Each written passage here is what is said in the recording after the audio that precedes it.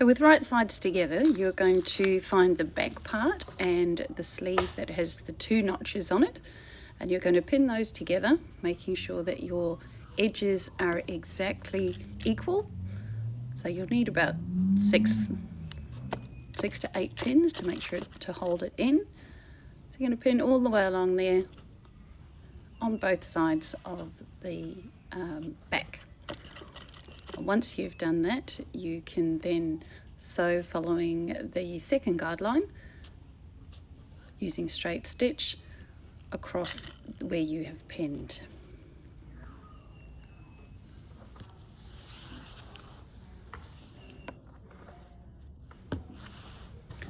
So you're doing the same on the other sleeve, which is joined onto the back. There again, you're pinning it down, making sure your edges are aligned, and then you're going to sew on the second guideline using straight stitch.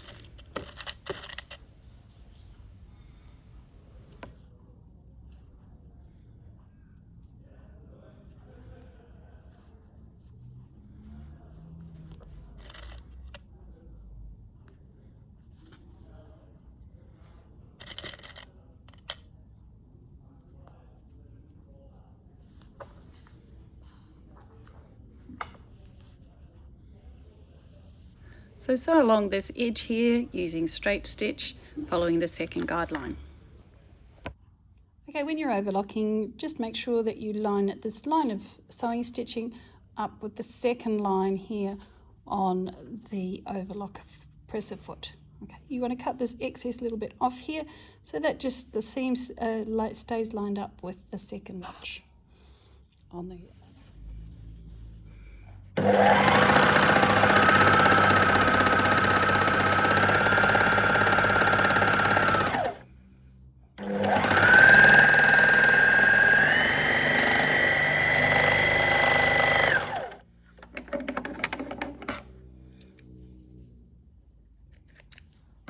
With right sides together, you're now going to pin the back onto the other side of the sleeves.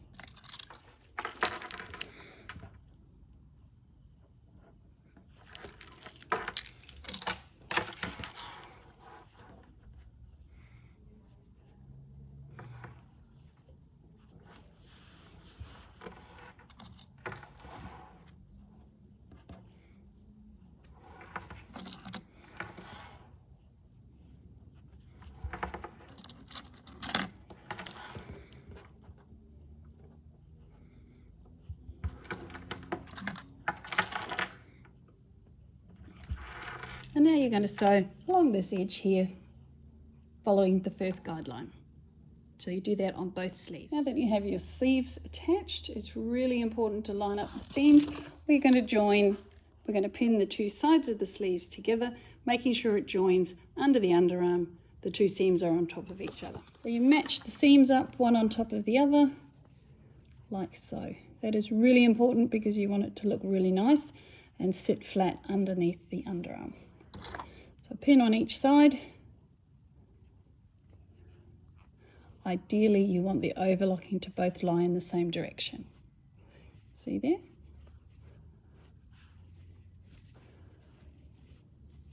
So we're going to make the sides of the sleeve match up together. We're going to pin all the way along, just as I've started there. Pin all the way along here. Make sure the 2 edges of the fabric are matched up. And you're going to pin on both sides. Right, now I have pinned along the sleeve, and we're going to join the side seam up.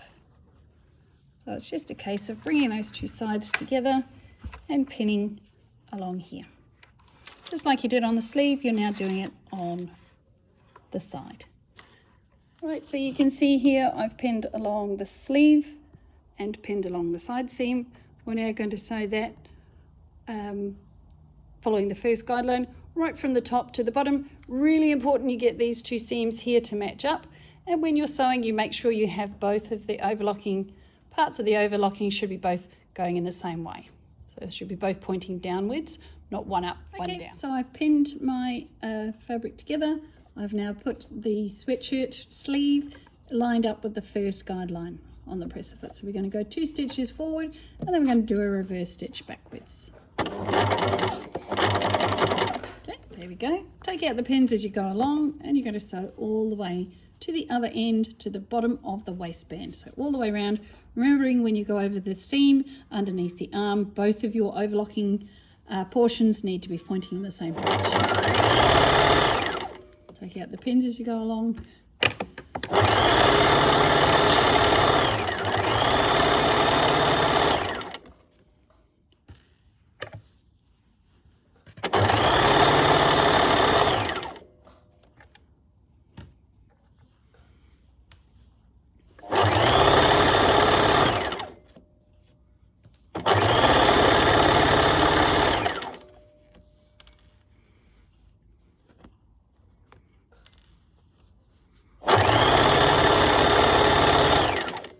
The overlocked edge now, so I'm going to hold both of them down towards the waistband or towards the bottom of the stitch.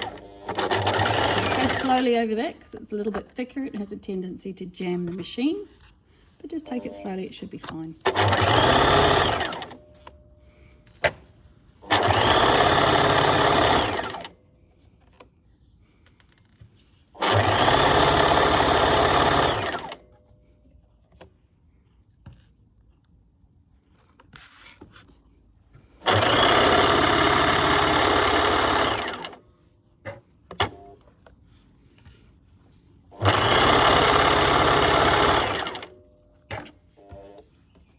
Now it doesn't matter if these two bottom edges here don't meet up, because you're going to cut that off when you put your waistband on. Right, just the same as the shoulder seam, we are now going to overlock following the second guideline.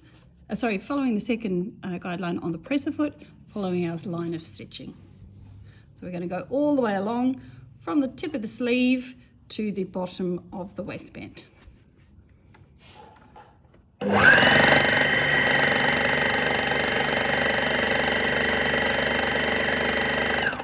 You might not be able to go as fast as me because I've been doing this since before you were born, but it's a little bit slippery, so just go a little bit slower if you're not sure. If it's going to wobble a little bit, slower is easier to keep control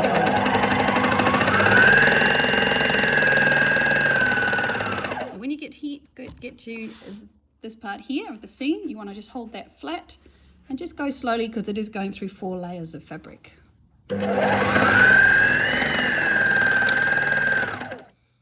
I've just run out of thread. That's annoying.